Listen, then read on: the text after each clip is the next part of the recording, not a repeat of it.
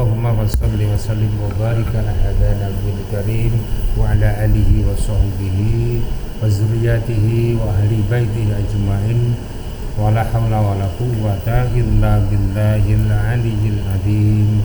Amma ba'du, yang sama-sama kita hormati Ustadz kita Bapak Edi beserta rombongan, kemudian yang sama-sama kita hormati Ketua BKM beserta jajarannya, kemudian yang sama-sama kita hormati para bapak hadirin jamaah pengajian tafsir Al-Quran yang semoga istiqomah di dalam belajar Al-Quran ini dan mudah-mudahan mendapatkan ilmu yang bermanfaat, amin ya rabbal alamin. Kemudian untuk wabil khusus kepada Ustadz kita, mudah-mudahan diberikan oleh Allah panjang umur, sehat walafiat, keluarganya dijadikan Allah keluarga yang sakinah, mawaddah warahmah, amin ya rabbal alamin. Kalau dinilai dari segi usia, ini lebih tuaan saya daripada Pak Edi. Tapi kalau ditengok dari segi ilmu itu jauh berbeda, ya. Beliau lebih tinggi daripada saya. Jadi dengan adanya pengajian tafsir Al-Quran yang kita adakan di masjid kita ini, memberi semangat kita semuanya, terutama para bapak yang kata Pak Sarman haus tentang ilmu. Nah, itu selalu mudah-mudahan kita mendapatkan berkah ilmu dari Al-Quran yang bermanfaat, amin ya rabbal alamin. Sehabis sholat asar tadi sempat ngobrol sama Pak Sarman, ya. Itu yang dari Pak Edi itu Pak, itu yang perlu diambil apanya itu semangatnya, kata Pak Sarman itu. Ya memang betul Pak, ya, walaupun jauh itu tetap bersemangat, itu harus kita ambil lah, kita tiru, ya. Nah itu luar biasa, mudah-mudahan beliau tetap sehat dan istiqomah, amin ya rabbal alamin. Baiklah para bapak hadirin yang dimuliakan Allah Subhanahu wa taala, pada kesempatan kultum malam hari ini saya akan mencoba membawakan atau menyampaikan surat An-Nahl ayat yang keempat. Surat An-Nahl ayat yang keempat. Ya boleh dibuka Pak ya. Surat 16. Surat 16 ya, surat An-16 ayat yang keempat. A'udzu billahi minasyaitonir rajim. Bismillahirrahmanirrahim. Khalaqal insana min nutfatin fa idza huwa khasimun mubin. Dia telah menciptakan manusia dari nutfah, dari sperma, tiba-tiba ia menjadi pembangkang atau pembantah yang nyata. Jadi perlu kita sampaikan untuk keterangan ini, yaitu ketika Allah menciptakan manusia, ketika diciptakan dari air yang hina dan lemah, kemudian melalui proses yang cukup rumit, ya, itu dari nutfah, kemudian manusia ini diciptakan dari nutfah, kemudian tersimpan di dalam rahim seorang ibu, kemudian ketika umur 4 bulan menjadi manusia yang sempurna atau janin yang sempurna, terus sampai umur 9 bulan udah mulai di perut ini kerol bergerak itu mulai nggak kerasan dia di dalam udah mau keluar, ya. 9 bulan itu udah mulai mau keluar itu. Ya. Itu proses perkembangan manusia yang diciptakan Allah yang begitu rumitnya. Kemudian lahir begitu, bayi lahir dalam kondisi masih lemah, badan masih tulang-tulangnya masih belum kuat kali. Makanya perlu perawatan khusus seorang ibu dengan kehati-hatian di dalam merawat anak yang masih atau bayi yang masih kecil itu, ya. Itu begitulah sempurnanya manusia diciptakan oleh Allah Subhanahu wa taala.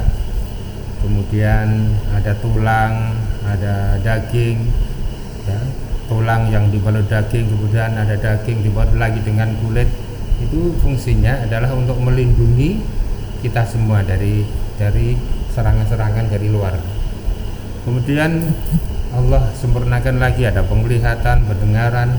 Kemudian Allah berikan begitu lahir, Allah berikan rambut, ya. Ini bayi-bayi yang kecil yang mungil itu masih lemah dan perlu perawatan dari orang tuanya sampai kepada dewasa, sudah berakal, sudah bisa berbicara, sampai menjadi dewasa manusia yang gagah perkasa, ya, yang laki-laki punya kumis, jenggot dan sebagainya. Kemudian yang perempuan cantik jelita, kok tiba-tiba menjadi manusia pembantah. Nah, ini perlu kita pikirkan bersama betapa sombongnya manusia yang tidak mau taat kepada Allah, mendustakan hari akhir, kemudian memusuhi para rasul. Ini termasuk manusia yang katakan pembangkang, manusia yang awalnya penciptaan Allah itu, yang awalnya dari air, yang nutfah, yang hina dan lemah itu, kemudian menjadi manusia perkasa. Kemudian tiba-tiba menjadi manusia yang sombong, tidak mau menyembah kepada yang menciptakan, ya, tidak mau menyembah yang menciptakan. Ibaratnya kacang lupa kulitnya. itu tidak mengakui bahwa Allah yang menciptakan, sehingga dia itu timbul rasa kesombongan sebagaimana kesombongan yang dilakukan oleh manusia yang memproklamirkan dirinya sebagai Tuhan, yaitu Fir'aun. Itu juga manusia yang tidak berat, nggak tahu diri, ya. Beratnya seperti itu. Dia tidak mau mengkaji bahwa dirinya itu asalnya dari mana, ya. Jadi pelajaran yang bisa kita ambil bahwasanya ketika kita diciptakan dari air yang hina dan lemah itu, nutfah, maka kita tidak diperbolehkan oleh Allah untuk bersifat melawan, sombong, ingkar kepada Allah, ya, memusuhi pada para rasul-rasul, kemudian mendustakan hari akhir. Ini termasuk manusia yang sombong, manusia yang angkuh, ya.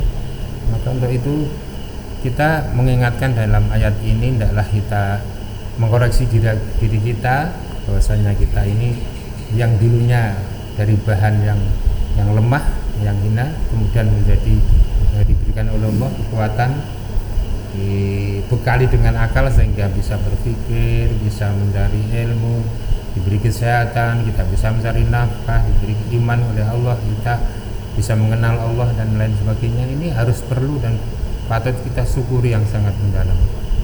Jadi dalam ayat ini mengingatkan bahwasanya manusia tidak boleh menyombongkan dirinya, manakala dia itu harus mengingat asal usulnya, ya.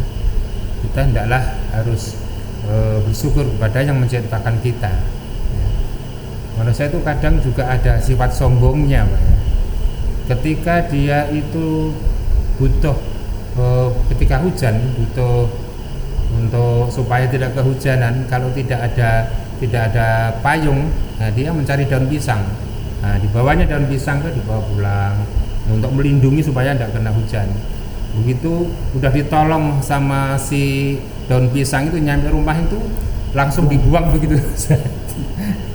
Langsung dibuang begitu saja, nggak ada rasa terima kasih. Memori daun pisang. Ya, memori daun pisang. Enggak, udah ditolong, nggak kehujanan, ya.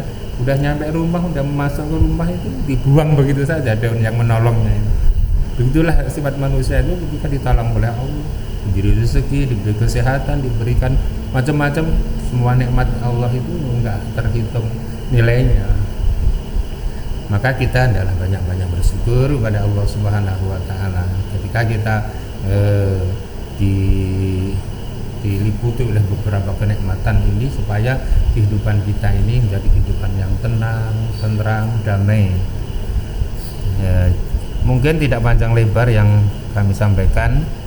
Ya mungkin sampai disitulah, yang mana intinya adalah kita banyak-banyak bersyukur kepada Allah Subhanahu wa Ta'ala atas nikmat yang diberikan kepada Allah. Amin ya rabbal alamin.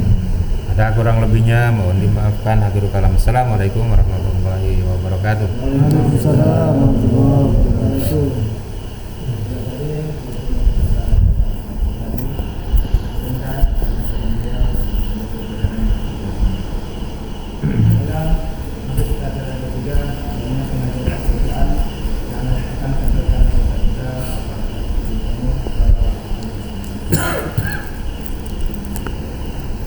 Sebelumnya silakan dibuka surat Al-Jum'ah.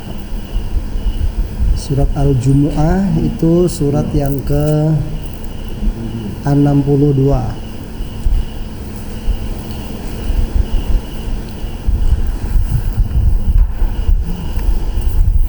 Assalamualaikum warahmatullahi wabarakatuh.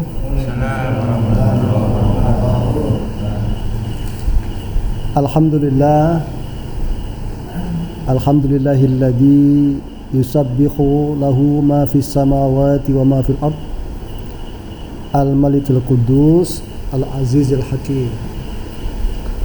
Asyhadu an la ilaha illallah Al-Malikul Haqqul Mubin wa asyhadu anna Muhammadar Rasulullah Shadiqul Wa'dil Amin. Salatullah wa salamuhu daimaini mutalazimaini ala habibina wa syafi'ina wa qurrati a'yunina wa maulana Muhammadin wa ala alihi wa sahbihi ajma'in. Amma ba'du.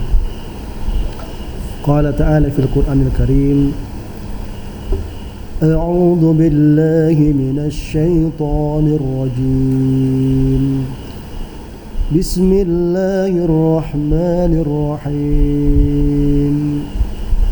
يسبح لله ما في السماوات وما في الأرض الملك القدوس العزيز الحكيم هو الذي بعث في الأميين رسولا منهم يتلو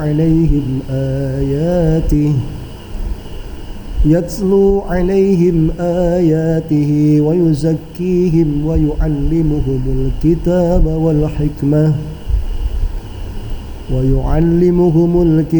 والحكمة وإن كانوا من قبل لفي ضلال مبين وآخرين منهم لما يلحقوا بهم وهو العزيز الحكيم ذلك فضل الله يؤتيه من يشاء والله ذو الفضل العظيم.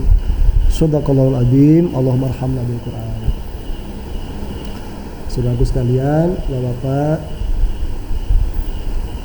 jamaah majelis ilmu yang dirahmati Allah Subhanahu wa taala. Wabil khusus kepada Mbah Tati yang setia bersama-sama kita sudah beberapa tahun yang lalu. Mungkin sudah 6 tahun 7 tahun kita ngaji nih ya. 2000 berapa? 14 kayaknya sama. Iya. 2014. Sekarang udah 2021. Gak terasa jenggotnya Pak Mul pun makin putih. dari hitam sampai memutih. Iya, kalau begitu sampai memutih rambutku, akan selalu setia kepada Allah Subhanahu wa taala. Jadi kalau tadi Pak Sarman bilangkan semangat kita harus selalu membara, ya memang seperti itu. Dalam surat Al-Baqarah itu kan Allah firmankan kan, faman tabi'a hudaya fala khaufun alaihim wala hum yahzanun. Siapa yang mau mengikuti petunjukku, kata Allah, fala khaufun, tidak ada rasa takut, wala hum yahzanun, dan tidak ada rasa sedih hati. Jadi kalau tidak takut berarti berani, tidak sedih berarti gembira ya. Jadi kalau sudah berani dan gembira, pasti munculnya semangat. Berani dan gembira. Jadi menghadapi hidup ini harus berani dan gembira. Soalnya kalau sudah takut, sedih, itu langsung hilang tenaganya.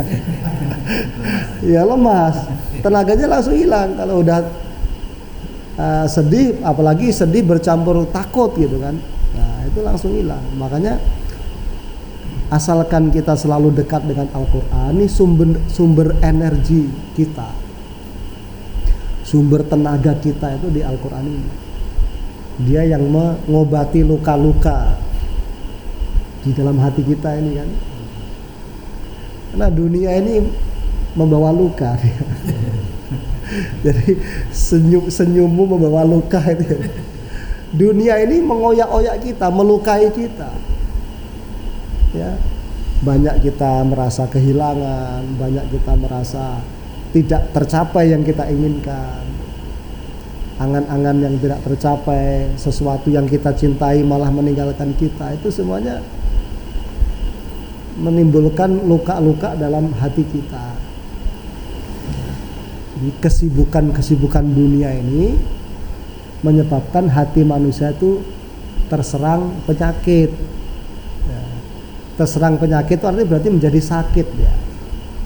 Karena sakit nggak ada tenaga. Yang pertama akan hilang dari seseorang yang sedang sakit itu adalah tenaganya. Kalau kita sakit itu ditandai dengan lemas ya, lemas, hilang tenaga. Nah kalau udah sakit ya takut sama sedih. Bawaannya orang sakit tuh gitu, takut, sedih. Tapi kalau orang sehat tuh bawaannya senang. Berani. Wah, Pak Roni gagah perkasa. Kalau sedang sakit, diajak berantem pasti takut dia. Gak akan berani orang sakit itu. Bawa dirinya aja susah kan. Apalagi suruh bertarung gitu. Nah, sementara dunia ini adalah kancah pertarungan, kancah peperangan. Karena Allah katakan ada musuh di sini. Wala tattabi'u khutuwati syaiton innahu lakum aduwwum mubin. Jangan kamu ikuti langkah-langkah setan karena dia itu musuhmu. Berarti kita tuh nggak ngapa-ngapain juga sudah dimusuhin. Apalagi kita mendekat kepada Allah tambah dimusuhin itu. Apalagi ngajak orang lain dekat kepada Allah tambah lagi dimusuhin. Makanya salah satu yang musuh utama Iblis itu kan ketika ditanya Rasul itu, Iblis itu mengatakan salah satu musuh utamanya itu muadzin. Muadzin tuh tukang adzan. Karena dia udah mau sholat tapi ngejak kawannya tadi itu. Ngajak kawannya itu yang bikin Iblis itu tambah marah itu. Iblisnya tuh ngomong, ya kalau kamu sholat lah, tapi gak usah ngajak kawannya. Kalau mau sholat aja, gak usah kawan-kawan teriak-teriak pula kau ngajak kawanmu. Ayo ala sholat gitu kan. Ayo sholat. Yang tadinya nonton TV jadi ingat, oh sholat itu. Gara-gara diteriaki sama muadzin itu. Nah itu. Jadi istilahnya memang kancah peperangan. Maka untuk supaya kita bertenaga, untuk supaya kita mampu menghadapi itu harus ada semangat. Nah semangat itu muncul ketika hati kita bergembira dan berani. Ya. Kenapa kita harus bergembira ya? Karena Allah itu menyuruh bergembira orang mukmin itu. Wabasyiril mu'minin. Ya. Wabasyiril mu'minin itu di surat As-Saff itu ada. Wabasyiril mu'minin. Berikanlah kabar gembira kepada orang mukmin. Jadi kalau kita ini sebagai mukmin tidak bergembira itu kayak nggak percaya dengan kabar gembira itu. Coba misalnya Pak Riyadi lagi duduk-duduk gitu kan, santai duduk sore, tiba-tiba Pak Sum dengan jalan tergopok-gopok, Pak Pri, antum dapat hadiah mobil gitu. Terus dia biasa saja, ini menunjukkan dia nggak percaya dengan maksum. Alah paling maksum ini ngerjain aja kan gitu. Kayak gitulah kita tuh kalau disuruh Allah wabasyirul mu'minin. Nabi itu, Nabi Muhammad SAW disuruh menyampaikan berikan kabar gembira kepada orang mukmin. Tiba-tiba kita ini nggak bergembira, itu kayak nggak percaya dengan kabar gembira itu. Padahal yang menyampaikan itu adalah yang memiliki sifat sidik ya, yang tidak pernah berbohong. Kenapa harus bergembira kata Allah? Itu karena mereka itu akan annalahum jannat, kalau dalam surat Al-Baqarah itu. Mereka akan mendapatkan surga-surga. Annalahum jannat. Kenapa kita harus bergembira? Karena Allah sudah menyediakan surga. Yang di dalam surga itu rizqo, banyak rizki. Min samarat, dari buah-buahan. Ketika mereka itu mendapatkan buah-buahan dalam surga itu, mereka mengatakan hadzal ladzi ruziqna min qabl. Ini seperti waktu di dunia dulu. Ada buah-buahan di dunia ini lah. Kemudian apa lagi? Walahum azwajun, dan mereka tuh mendapatkan istri-istri. Azwaj, jadi bukan satu istri banyak. Mutahharatun, yang suci. Dan yang lebih menggembirakan lagi, wahum fiha khalidun, mereka dalam surga itu akan kekal selamanya. Masa kita nggak senang gitu dengan berita itu? Kalau azwajum mutahharah itu kalau dalam surat Al-Waqiah itu kan inna ansha'nahunna insya'a. Kami, kata Allah, menciptakan bidadari itu dengan penciptaan yang secara langsung. Jadi bidadari itu tidak mengalami masa-masa balita, balita, remaja, baru dia jadi gadis, tidak. Tapi dia pakai kalimat Allah, kun. Jadi begitu kun, langsung jadi gadis yang molek itu, Pak. Kalau di dunia ini walaupun katanya artis luar biasa, dulu itu waktu kecilnya jelek kali tuh. Ingusan, ya kan, ngompol berak di celana itu. Walaupun sekarang kayak bidadari, dulunya jelek. Tapi kalau bidadari yang di surga itu tidak mengalami itu. Dia pakai kun dia. Nah, memang diciptakan begitu, ya langsung jadi dia. Makanya tidak ada kotoran, makanya disebut mutahharah. Azwatun mutahharah, istri-istri yang suci.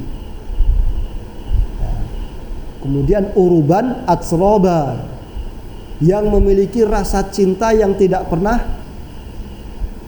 padam kepada suaminya masing-masing. Kalau bidadari bapak yang di surga itu kan, yang di dunia ini kan, yang di rumah itu kan kadang naik cintanya. Kalau lagi naik cintanya ya kita belum minta pun udah ada kopi, ya kan, udah lengkap semua. Tapi kalau kadang-kadang lagi turun, ya lagi turun cintanya, udah teriak-teriak pun suruh bikin sendiri itu, repot gitu. Nah biasanya naik turunnya bidadari yang di rumah itu berkaitan dengan masalah penggajian dari. Jadi ada istilah kalau banyak uang abang disayang gitu ya. Kalau tidak ada uang abang ditendang gitu. Ya namanya manusia. Jadi di dalam hadis itu, di dalam kitab Al-Aqaidul Islamiyah yang ditulis oleh Sayyid Sabiq, itu disebutkan bahwa di surga itu ada pasar. Ada pasar-pasar. Jadi di hari-hari tertentu itu pada pergi ke pasar. Nah, ya pasar super modern ya di sana itu ya. Nah, di surga. Itu kalau pulang dari pasar itu sudah disambut oleh bidadari-bidadari, istri-istri penduduk surga dengan penuh cinta. Memang ditunggu betul, Pak ya. Karena bidadari nggak ada kerjaan lain selain mencintai kita. Kalau yang bidadari di rumah kan banyak kerjaannya. Makanya kadang-kadang kita nggak diurusin Pak. Kita pulang dia masih nyuci piring di belakang gitu kan. Kalau bidadari surga tuh memang diciptakan untuk melayani kita.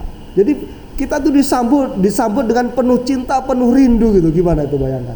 Sudahlah wanitanya tuh cantik-cantik, penuh dengan cinta, penuh dengan rindu. Ya. Kata Allah dalam surat Al-Waqiah itu li ashabil yamin, itu untuk golongan kanan ya. Untuk golongan kanan. Alhamdulillah. Sulatu minal awalin wa sulatu minal akhirin. Sebagian besar golongan kanan itu akan diisi oleh orang-orang dahulu, dan sebagian besar juga akan diisi oleh orang-orang yang belakangan. Nah, kalau kita ini termasuk belakangan ya. Nggak apa-apa belakangan, yang penting masuk situ Pak. Daripada duluan tapi masuk neraka. Ya kan? Duluan tapi masuk neraka, kan mending belakangan masuk surga ya. Nah, itu dia. Jadi kita nggak boleh bersedih orang yang mukmin itu. Kita sudah beriman kepada Allah. Allah itu menjamin selama keimanan itu masih ada, rasa syukur masih ada dalam hati kita, kita itu berada dalam jaminan Allah. Berada dalam jaminan Allah. Dijamin keselamatannya oleh Allah SWT. Oleh karena itu jangan mudah melepaskan keimanan ini. Mudah-mudahan kita yang bisa hadir ini diistiqomahkan oleh Allah SWT.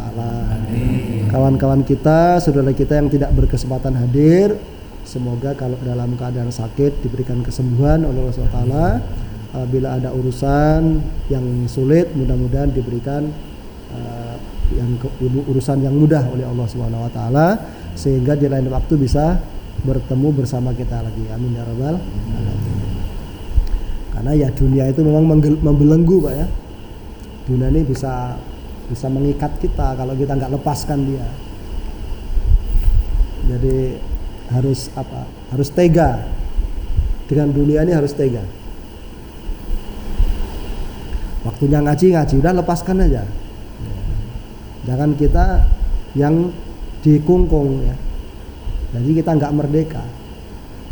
Kita itu harus merdeka.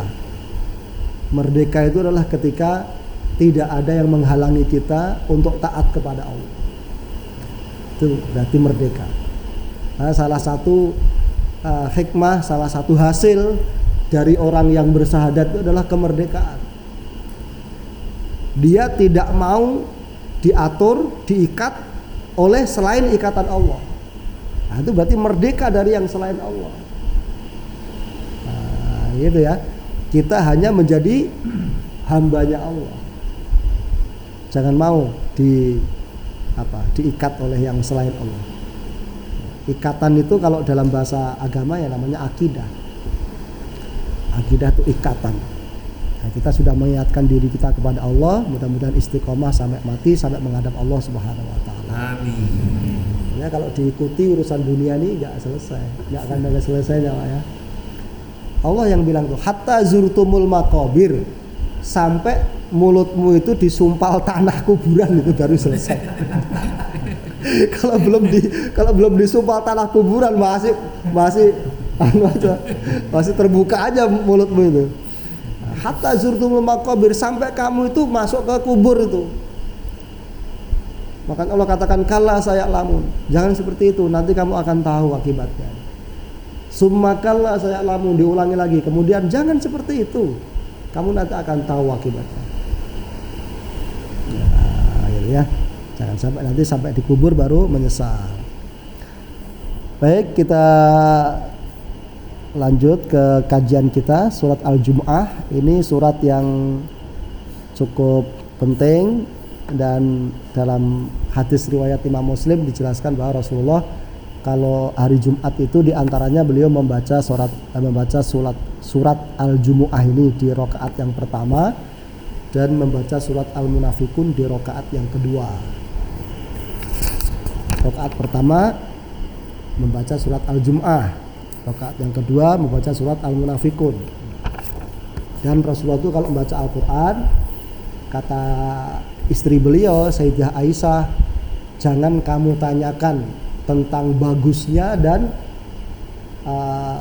jelasnya, sahdunya atau pelannya, lambatnya beliau membaca itu.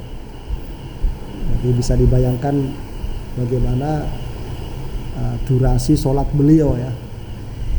Walaupun beliau memberitahu kepada para sahabat kalau sedang menjadi imam jangan terlalu panjang. Tapi yang jangan terlalu panjang sama beliau itu kalau kita sekarang udah kepanjangan. Coba nanti sholat Jumat tadi baca Al-Jum'ah rakaat pertama, Al-Munafikun rakaat yang kedua. Besok udah dikomplain sama jamaah itu. Enggak usah panjang-panjang, bah. Nah, gitu ya. Nah, surat Al-Jumu'ah ini termasuk surat Madaniyah karena syariat sholat Jumat itu ketika beliau di Madinah ya. Kemudian ada hadis tentang beliau mengatakan yang dimaksud dengan generasi yang tidak bertemu dengan generasi sahabat adalah orang-orang Persia yang di situ ada Salman Al-Farisi. Nah, ini menunjukkan bahwa surat Al-Jum'ah ini Madaniyah karena Salman Al-Farisi itu masuk Islam ketika Rasulullah sudah berada di Madinah. Baik, di ayat yang pertama Allah berfirman, A'udzubillahi minasyaitonirrajim. Bismillahirrahmanirrahim. Yusabbihu lillahi ma fis samawati wa ma fil ard. Yusabbihu senantiasa bertasbih lillahi kepada Allah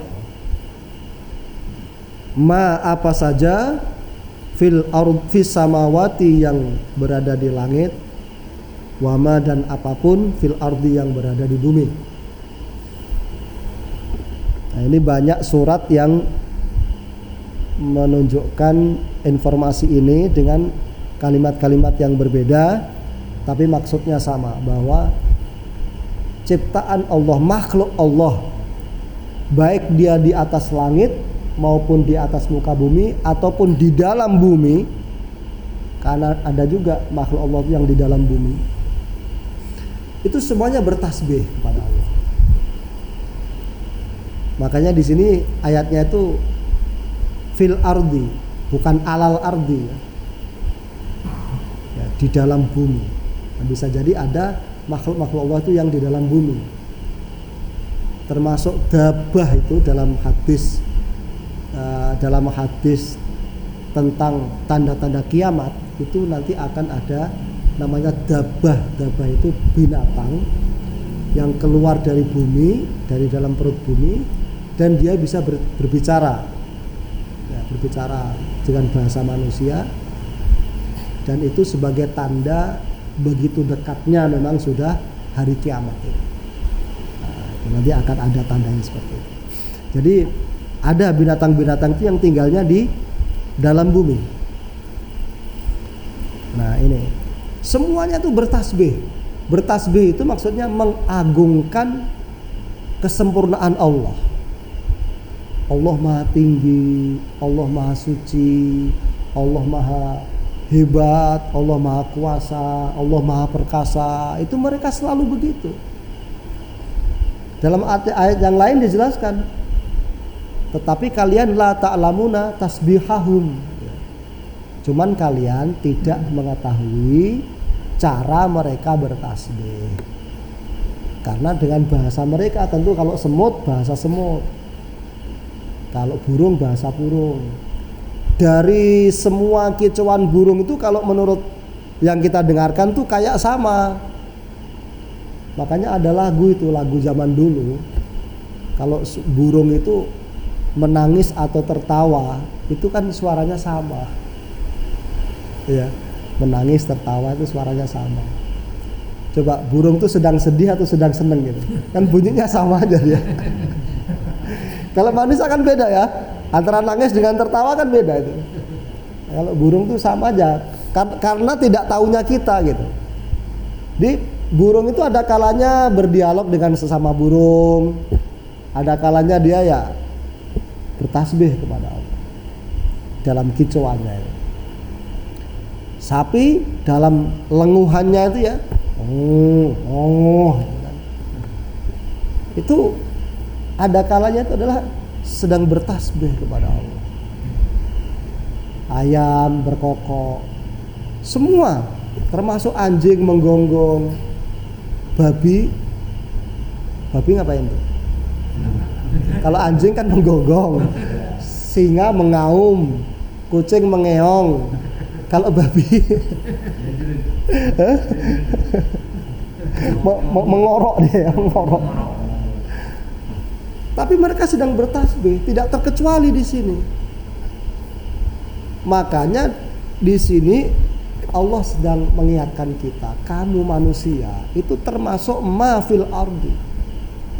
Kamu itu termasuk sesuatu yang di bumi. Manusia itu. Kalau kamu tidak ikut bertasbih dengan yang lain, maka asfala safilin. Kamu itu menjadi derajat yang paling rendah dari semua makhluk. Kalau asfala safilin itu di dalam surat At-Tin. Kalau syarrul bariyah itu di surat Al-Bayyinah. Lam yakunil lagi. Itu ulaika hum syarrul bariyah. Mereka itu seburuk-buruk makhluk, sejahat-jahat makhluk. Kalau ada orang yang tidak mensucikan Allah, tidak mengagungkan Allah, tidak membesarkan Allah, itu dalam pandangan Allah dia lebih rendah dari makhluk Allah yang lain. Padahal kayak misalnya anjing saja Pak ya, anjing itu pun berkelas-kelas itu. Ada juga anjing itu yang keren, yang bersih bulunya, yang bagus, tinggalnya di rumah-rumah mewah, itu ada Pak ya, harganya mahal gitu. Kalau lihat itu lucu gitu. Tapi ada juga anjing itu yang anjing yang paling buruk gitu. Di pasar-pasar sudah dikejar-kejar orang, kakinya pincang, telinganya pecah, kurapan, iya kan? Kemudian rabies gitu. Kan jelek Pak ya? Ya Allah gitu. Belang-belang udah nggak jelas lah bentuknya. Tapi orang yang tidak mensucikan Allah itu lebih rendah dari itu, coba bayangkan. Babi juga gitu, babi itu berkelas-kelas juga. Ada juga babi itu yang imut-imut Pak, yang putih, putih agak kemerah-merahan itu kan lucu babi itu. Ya, kawannya Marsha and the Bear itu kan ada babinya. Kan lucu itu ya. Itu biasanya kalau di orang-orang negeri-negeri kafir sana ya dia jadikan piaraan itu di rumah gitu. Imut-imut lucu gitu. Tapi ada juga babi itu yang jelek gitu. Di hutan-hutan gitu ya. Yang jorok, yang ngeri itu apanya. Bentuknya tuh, ada bulu-bulunya itu mengerikan gitu. Tapi dia bertasbih kepada Allah loh. Dia itu binatang yang najis dalam syariat agama Islam. Tapi di sini Allah katakan nggak peduli itu mau najis mau enggak, semuanya bertasbih. Bahkan di dalam tafsir Ibnu Katsir itu disebutkan benda mati maupun benda hidup yang kita anggap mati seperti batu-batu itu bertasbih kepada Allah, mensucikan Allah. Ya kan ada manusia tidak mensucikan Allah itu lebih rendah dari babi kurap itu tadi. Babi kurap yang di hutan itu. Itu anjing kurap, babi kurap itu. Ini kan dua contoh binatang yang ini babi sama anjing ini kan paling kasihan ini. Soalnya dijadikan melaknat orang terus ya. Kalau kita ada orang kesel sama biniknya dibilangnya babi. Padahal babi gak ada salah apa-apa itu. ada orang lagi benci, lagi berantem sama kawannya dibilangnya anjing gitu. Ada anjing gak salah apa-apa gitu. Ya dibawa-bawa ada. Makanya nanti dituntut sama babi sama anjing nanti di akhirat itu. Loh kan yang menghukum, yang menjadikan najis kan Allah yang mengatakan itu najis. Bukan maunya si babi itu. Gak ada salah babi itu. Gak ada salah. Gak ada anjing, gak ada salah. Makanya ketika ada hadis seseorang yang memberi minum anjing bisa masuk surga, ya gak ada masalah karena anjing itu gak ada salah. Siapa yang ingin lahir jadi anjing itu, merasa anjingnya pun nggak ingin juga, ya kan? Nah, kita kan nggak pernah request sih, saya mau jadi manusia kan nggak pernah. Alhamdulillah nggak jadikan anjing kita ini, ya kan? Makanya banyak bersyukur tadi kata Mbak Tati, udah dijadikan manusia masih juga melawan Allah kan? Nah, gitu. Nanti di akhirat dia ya laitani kuntu turaba. Ya Allah jadikan saya tanah saja, menyesal jadi manusia dia. Baik jadi tanah aja. Nah, ataupun kalau nggak jadi tanah jadi anjing lah. Ya. Saya kalau jadi anjing mati kan nggak ada masalah apa-apa, Pak. Iya kan? Malah kalau anjing itu suka ngikuti orang pengajian bisa masuk surga mungkin dengan kayak anjingnya Ashabul Kahfi itu. Kabarnya sih ikut masuk surga ya kan. Nah itu. Nah, kita udah jadi manusia ini harus bersyukur, jangan menjadi pembantah. Bertasbih itu maksudnya apa? Mengagungkan Allah. Mengagungkan Allah. Jadi ketika kita mengatakan Allah Maha Besar, Allah Maha Terpuji, Allah Maha Agung, itu semuanya itu disebut dengan tasbih. Makanya kalau bacaan tasbih itu yang panjangnya ya subhanallah walhamdulillah wala ilaha illallah wallahu akbar. Bahkan kadang ditambahi wala haula wala quwata illa billahil aliyil azim. Kalau kita misalnya menyebutkan Asmaul Husna itu namanya sedang bertasbih. Ya. Al-Malik, Al-Qudus, As-Salam, Al-Mu'min, Al-Muhaimin, Al-Aziz, Al-Jabbar, Al-Mutakabir, Al-Khaliq, Al-Bari dan seterusnya. As-Sabur, As-Syakur, Dzul Jalali wal Ikram, mengagungkan. Ini ada manusia diciptakan oleh Allah, dijadikan manusia, dihormati sebagai manusia, tapi dia tidak kenal Allah. Itu kata Allah syarrul bariyah, makhluk yang paling buruk. Kenapa? Karena kalau binatang tidak dibekali dengan akal pikiran saja, dia diilhami untuk bertasbih. Sehingga mereka selalu mensucikan Allah. Apalagi manusia. Nah, itu. Kemudian surat-surat atau ayat-ayat yang diawali dengan tasbih itu menunjukkan ada hal yang luar biasa di dalam surat itu, di dalam ayat itu. Maha suci Allah. Nanti ada perkara yang sangat luar biasa yang akan Allah sampaikan di surat Al-Jumu'ah ini. Yang berikutnya Al-Malik. Ya, Allah mensifati atau mengambil sifat Allah di dalam ayat ini. Yang pertama adalah Al-Malik. Al-Malik itu artinya raja. Malik. Malik itu memiliki, yang memiliki. Nanti digabungkan dengan di sini ada Al-Aziz, itu ada Al-Aziz. Jadi Al-Qudus, Al-Aziz. Al-Aziz itu yang maha perkasa. Jadi penguasa yang benar-benar berkuasa. Itulah Allah. Al-Malik, Al-Aziz. Bahkan Al-Jabbar yang maha memaksa, Al-Jabbar. Jadi kalau penguasa-penguasa di muka bumi ini, Bapak sekalian, itu disebut penguasa, tapi dia tidak berkuasa. Raja-raja itu hanya disebut raja aja, tapi dia nggak berkuasa. Bahkan untuk dirinya sendiri pun dia nggak bisa berkuasa atas dirinya sendiri. Satu contoh, kan Fir'aun itu ditunjukkan oleh Allah 9 ayat, 9 mukjizat, tis'a ayatim muftarayat. Dibawa kepada Fir'aun itu 9 mukjizat. Fir'aun ini kan raja di raja, yang dalam pandangan manusia itu dia benar-benar sangat berkuasa. Tidak ada yang bisa melawan keputusan Fir'aun. Tapi coba kita lihat, coba kita perhatikan. Yang pertama, ketika Allah memberikan musim kemarau panjang di Mesir itu, sehingga tanam-tanaman semuanya tidak bisa dipanen, hewan-hewan ternak mati, Fir'aun nggak bisa berbuat apa-apa. Itulah penguasa yang tidak berkuasa. Sehingga dia datangi Nabi Musa. Wahai Musa, mintalah kepada Tuhanmu, mintakanlah kepada Tuhanmu supaya diturunkan hujan. Ya, nanti pokoknya kalau turun hujan, saya akan beriman.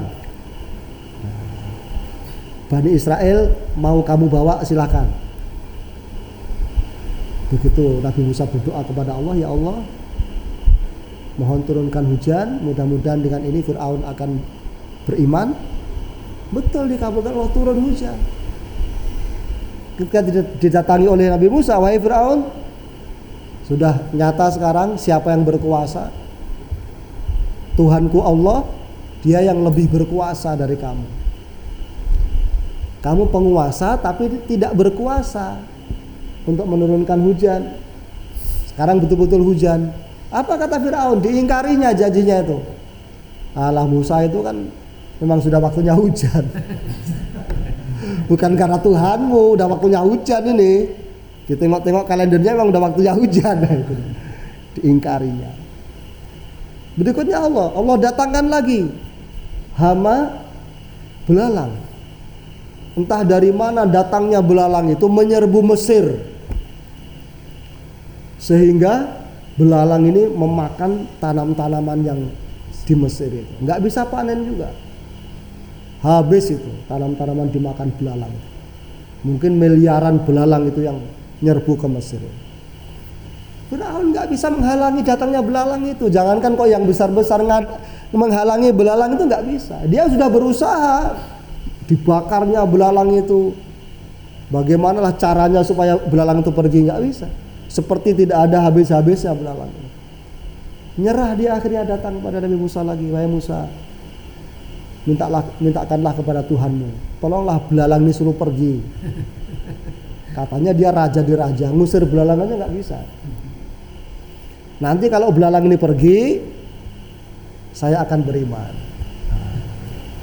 Nabi Musa berdoa kepada Allah, ya Allah, ya, hilangkanlah musibah ini. Mudah-mudahan Fir'aun akan beriman setelah ini. Betul, Allah menyuruh belalang pergi belalang itu. Begitu belalang pergi, ditanya lagi bagaimana Fir'aun. Udah jelas siapa yang berkuasa, bukan kamu yang berkuasa, Allah yang berkuasa. Kan jelas nampak itu ya. Dia udah nyerah. Akhirnya Allah mengusir belalang. Apa kata Fir'aun? Diingkarinya lagi. Itu bukan karena Tuhanmu, wahai Musa. Memang udah habis yang dimakan, makanya belalangnya pergi. Udah gak ada makanan lagi, makanya dia pergi. Iya kan? Diingkarinya lagi. Padahal jelas-jelas dia tidak berkuasa. Katanya sih hebat. Ngusir belalang aja nggak bisa. Apalagi disebutkan itu? Dalam Al-Quran disebutkan ini, yaitu hama kata, kodok. Luar biasa, entah dari mana datangnya kodok itu, memenuhi seluruh Mesir itu penuh dengan kodok. Ketika Fir'aun itu bangun dari tempat tidurnya, penuh dengan kata itu. Tempat tidurnya, dirinya, rumahnya semuanya penuh dengan kata. Dicoba diusir, dibakar, ditangkap, dibakar, nggak ada habisnya kata itu. Luar biasa. Ya, walaupun kata itu kalau terlalu banyak juga bingung loh Pak kita ini. Kita juga bingung loh. Coba kalau di sini penuh kata, gak bisa ngaji kita.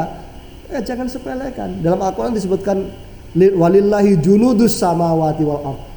Semua yang di langit, semua yang di bumi tentara Allah.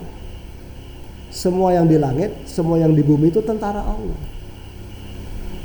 Kalau mereka disuruh memberikan musibah kepada manusia, ya musibah. Tadi ngusir belalang nggak bisa, sekarang ngusir kata, menyerah juga. Wahai Musa, mintakanlah kepada Tuhanmu. Dia itu sebenarnya tahu kalau ini kekuasaan Tuhannya Musa.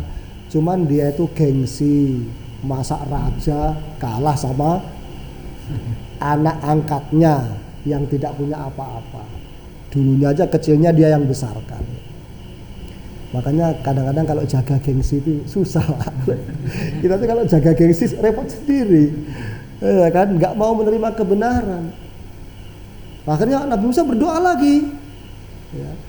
Ya, makanya Nabi Musa itu kan dipeseni sama Allah, dakwailah Fir'aun itu, tapi dengan lemah lembut.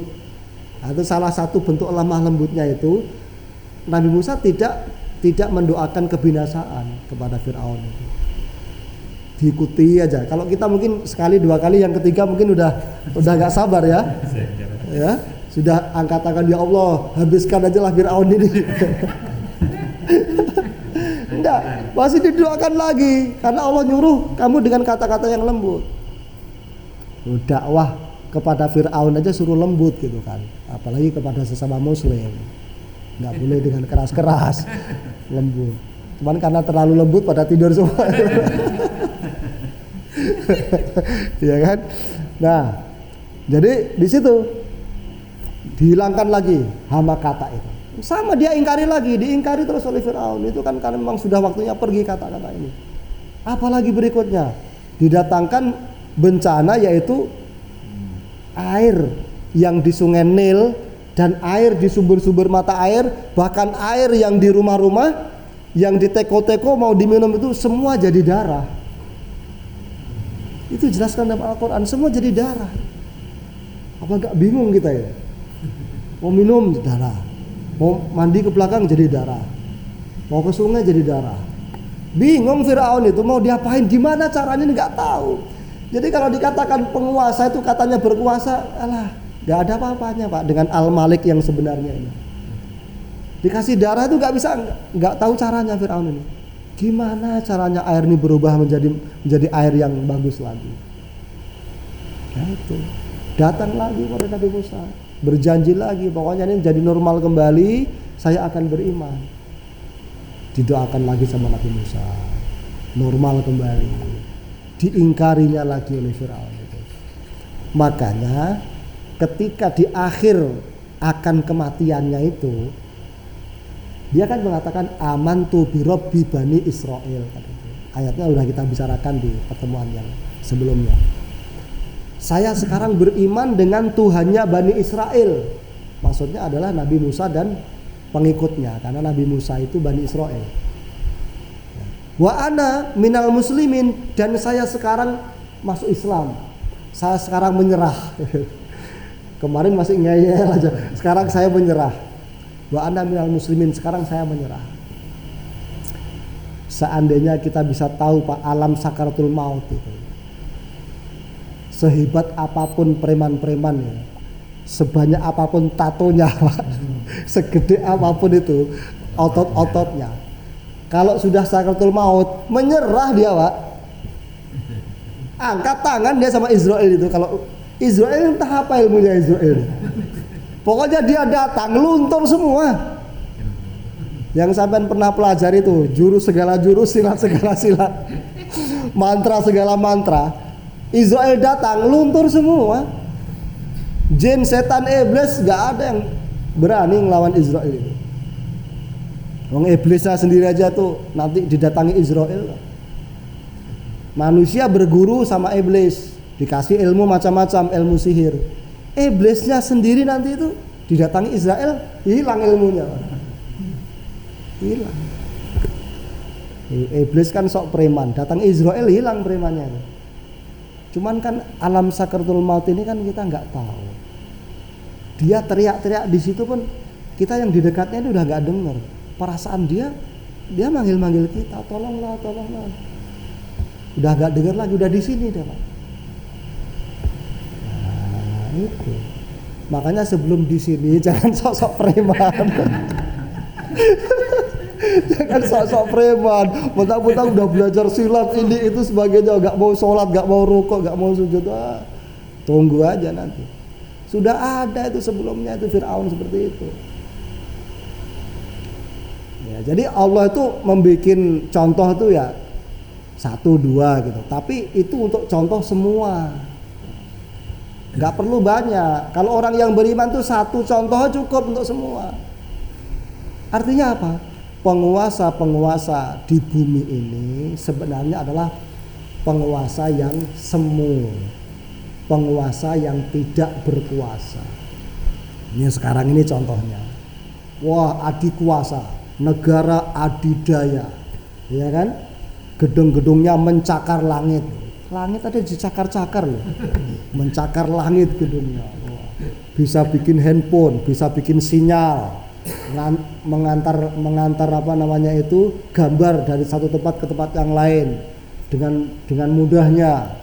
Wah, angkasa raya ini udah dikuasai dengan gelombang elektronik.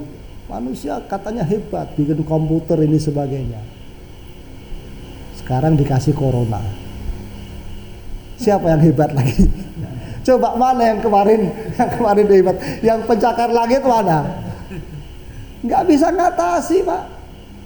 Donald Trump waktu itu gaya-gaya pakai masker juga terakhirnya.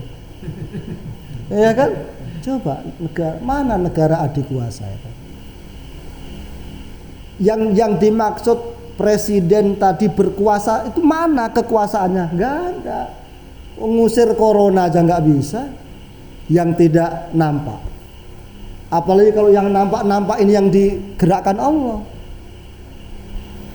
Ya, virus itu harus dipakai mikroskop dulu baru nampak.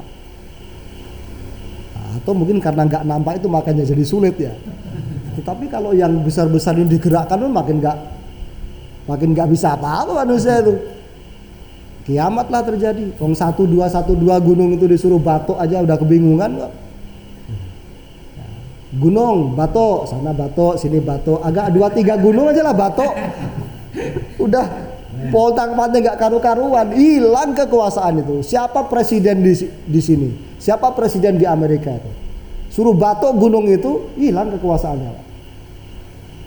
Karena nggak ada yang berkuasa sebenarnya di atas muka bumi ini. Bumi goyang sikit. Laut coba agak tumpah sedikit, berapa kilometer lah paling yang kena itu. Dari air laut yang segitu banyaknya, tsunami di Aceh itu jangkauan air itu kan hanya beberapa kilometer, Pak. Bukan sampai ribuan kilometer. Suruh jalan-jalan agak 3 kilometer ya. Coba air, kamu agak jalan 50 kilometer aja lah. Udah nggak bisa apa-apa manusia ini. Itu yang disebutkan tadi, Allah katakan kamu itu diciptakan dari setetes air, kenapa sekarang membangkang gitu. Ini kan kalau yang kita pikirkan seperti ini kan ketemu. Oh, berarti kita nggak boleh sombong gitu. Karena kita itu berhadapan dengan Malik, dengan raja yang sebenarnya, Malik yang Al-Aziz, yang maha perkasa.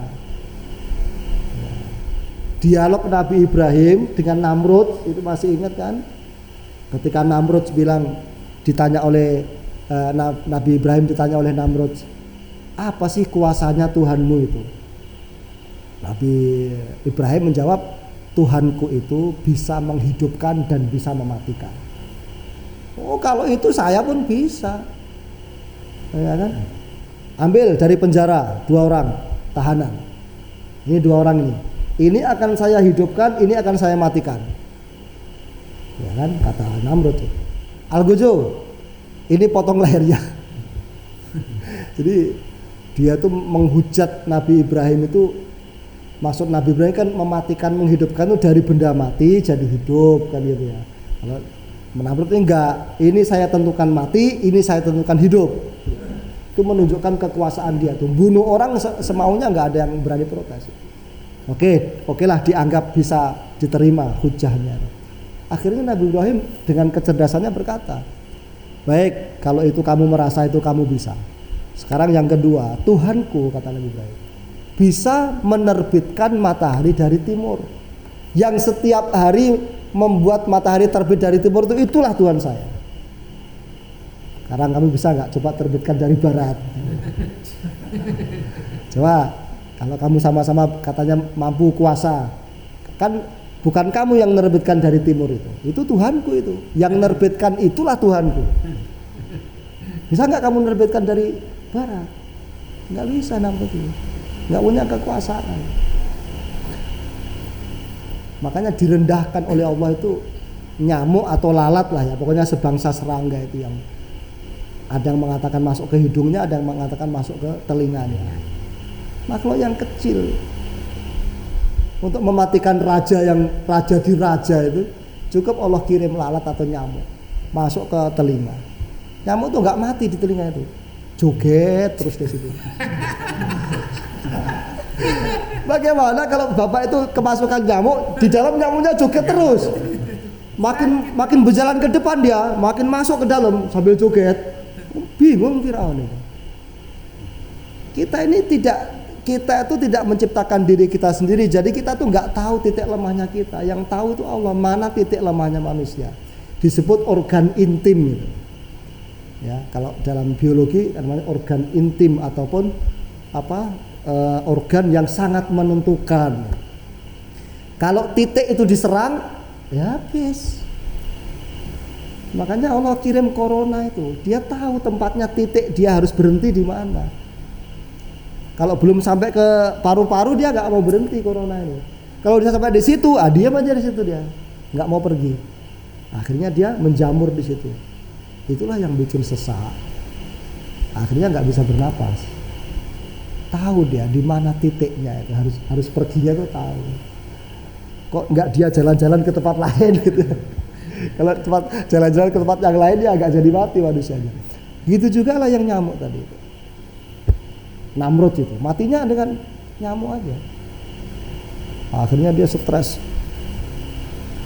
nggak bisa matikan nyamuk itu. Kalau alam itu matinya katanya kepalanya dibenturkan ke tembok ya, karena nggak tahan Pak, bagaimana rasanya. Pernah Pak sekali-kali kita tuh dulu pernah semut atau apa namanya itu air gitu ya, pernah ya. Semut pernah. Akhirnya keluar lagi. Alhamdulillah. Iya, itu peringatan. Allah sebenarnya ingin menjelaskan itu, kalau saya suruh masuk terus bisa. Cuman ini untuk mengingatkan kamu saja, saya suruh keluar semutnya itu. Kalau kamu macam-macam tak suruh masuk lagi. Nah, itu makanya. Ya gampang saja Allah itu bikin semuanya itu. Angin bisa memorak-porandakan manusia ini. Apa saja bisa dibuat oleh Allah itu. Ini namanya Malik. Makanya kita itu disuruh berlindung itu kepada Malik yang ini. A'udzu birabbin nas, malikin nas. Kalau berlindung itu kepada yang maha kuasa gitu loh. Bukan kepada penguasa di dunia ini.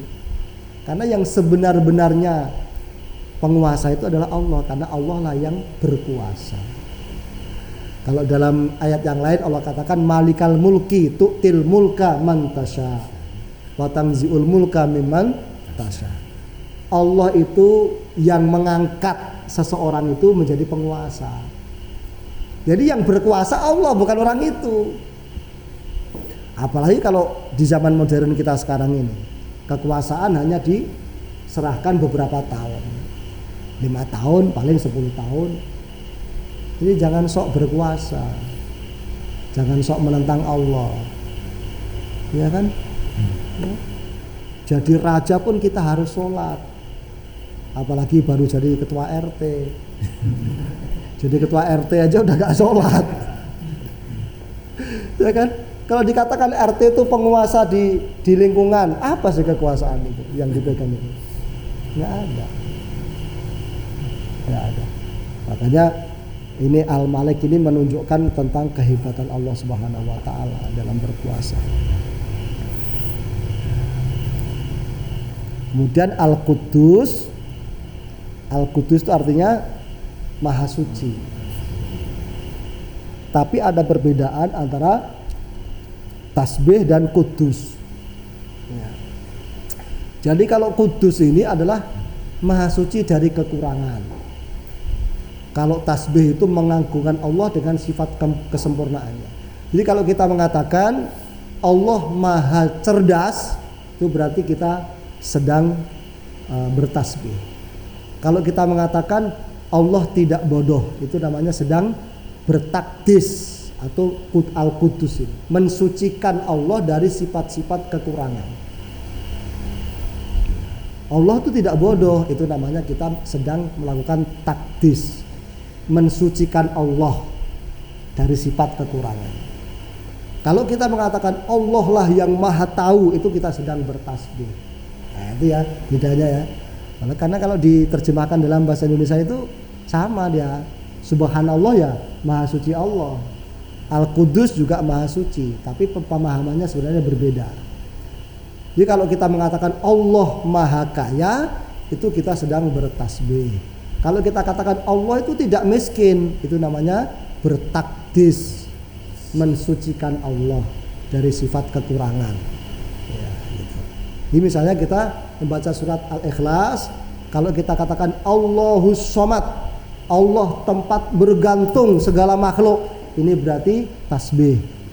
Ketika kita mengatakan lam yalid walam yulad, Allah itu tidak beranak dan tidak diperanakkan, ini berarti sedang bertakdis, mensucikan Allah gitu. Karena memiliki anak itu tidak layak bagi Allah ya. Jadi Al-Quddus ini zat yang bersih, suci dari semua kekurangan. Kalau tasbih itu memang hebat, takdis ya, makanya tasbih dan takdis ini harus bersamaan ya. Jangan sampai kita itu meyakini misalnya Allah Maha Kuasa, tapi di waktu yang lain Allah tidak berkuasa, ini nggak boleh. Berarti kita bertasbih tapi tidak bertakdis. Di satu waktu kita mengatakan Allah Maha Kuasa, di lain waktu kita katakan Allah lemah misalnya, itu salah, nggak boleh. Kalau sudah Maha Kuasa ya berarti tidak lemah. Kalau sudah Maha Cerdas berarti tidak bodoh. Kalau sudah Maha Kaya berarti tidak miskin. Beda dengan manusia, makanya manusia tuh nggak bisa ditasbih, nggak bisa ditakdis, nggak boleh. Orang itu tampan misalnya, wah Mas Asabi itu ganteng gitu. Tapi tidak bisa kita katakan Mas Asabi itu tidak ada kekurangannya, tidak jelek misalnya. Karena sebenarnya Mas Asabi ini ganteng ketika kawan-kawan di sebelahnya lebih jelek. Kan itu. Kalau Mas Asabi ini duduk di kawan-kawannya yang lebih ganteng, dia jadi jelek. Nah itu dia. Gitu loh. Itu kalau manusia begitu. Wah, bapak itu kaya ya, itu karena kebetulan lingkungan sekitarnya lebih miskin dari dia gitu. Kalau dia itu kemudian pindah ke kota, dia itu lebih kaya lagi ya, dia jadi paling miskin di situ. Kalau manusia itu begitu, Pak. Jadi manusia itu nampak pinter kalau yang di sebelahnya lebih bodoh. Kalau dia nanti ketemu yang lebih pinter, dia jadi paling bodoh dia. Nah itulah wa fauqa kulli dzi ilmin alim, kata Allah dalam surat Yusuf itu. Setiap yang memiliki pengetahuan itu ada di atasnya lagi yang maha tahu. Sampai ada ungkapan di atas langit ada langit gitu. Jadi kita tidak bisa mengatakan bahwa seseorang itu tidak miskin. Dia kaya, tidak miskin, enggak bisa. Dia bisa jadi miskin itu kalau bertemu dengan kawan-kawannya yang lebih kaya. Tapi kalau Allah itu tidak. Allah itu memang kaya dan tidak pernah menjadi miskin. Allah itu tahu dan tidak pernah menjadi bodoh. Kalau manusia sering jadi bodoh itu, walaupun dia profesor. Ketika ditanya sesuatu, banyak dia nggak tahu. Pada saat itu jadi bodoh dia kan. Pada saat ilmu yang dia kuasai dia pinter, tapi ilmu yang lain dia bodoh. Makanya tidak bisa kita katakan bapak itu pinter tidak bodoh. Oh, enggak. Dia di waktu yang lain dia bisa bodoh. Paham ya? Paham tuh ya? Kayak saya ini jelaskan kayak gini, ya kayak pinter karena kebetulan jadi ya kelihatan aja pinter, soalnya yang di depannya. Tapi kalau saya disuruh ke pabrik, mungkin Pak Priyadi menjadi lebih pinter gitu, saya jadi bodoh di situ, kan gitu kan? Itulah kalau manusia tuh begitu. Kadang pinter, kadang bodoh, kadang pinter, kadang bodoh. Jadi untuk apa kita sombong? Makanya yang berhak sombong itu hanya Allah gitu loh. Nah, udah paham kita kan? Kemudian yang terakhir di sini Al-Hakim, Al-Aziz tadi maha perkasa udah menguasai, jadi penguasa yang berkuasa. Al-Hakim itu maha bijaksana, penuh dengan hikmah. Jadi kalau keputusan itu datang dari raja yang tidak ada kekurangan, yang berkuasa dan bijaksana, maka pasti keputusan yang diambil itu sangat tepat. Kalau kita ini manusia tidak bisa memutuskan dengan tepat itu, karena kita itu banyak sekali kekurangannya. Jadi sesuatu yang diambil dari makhluk yang banyak kekurangan ya pasti nggak bisa sempurna. Masa dari sesuatu yang kurang menghasilkan kesempurnaan? Nggak mungkin. Kesempurnaan itu dihasilkan dari sesuatu yang sempurna. Nah, ketika Allah itu membawa Al-Malik, Al-Qudus, Al-Aziz, Al-Hakim, yang maha merajai, yang maha suci dari kekurangan, yang maha perkasa dan penuh hikmah, berarti keputusan yang diambil itu sangat tepat, tidak perlu diragukan. Apa keputusannya? Nah, itu di ayat berikutnya nanti.